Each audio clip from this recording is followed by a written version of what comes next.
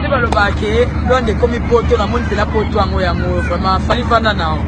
Luanda penze komi poto ya solo nga mona vivre yango na vivre pena Luanda guerre na yo mona Luanda maintenant la tika la sana image ya Luanda te mais nga mona yo vivre Luanda donc na se fait makasi vraiment mboka oyo eza vraiment poto ya solo bongo elo eza la motilo te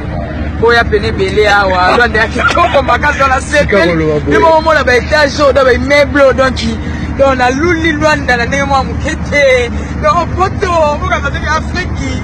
donc ya pela poto ya solo donc poto Afrique yango na Luanda donc bomona na côté océan donc na ville ya Luanda vraiment na sepel vraiment makasi papa na photo la o zona o immeuble o ça la bien côté on c'est tout yango tala Luanda donc tu vois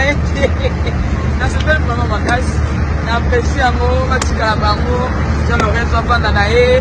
je vais pas vanda na e boumela papa boumela la bino Kabila Kende wafo Kabila fo donc quoi on ça l'autre donc Luanda pena yango pena poto na sepel makasi ngana zonga Congo na ebité le bana zo bileti donc bino mobolanda déjà image to ke na océan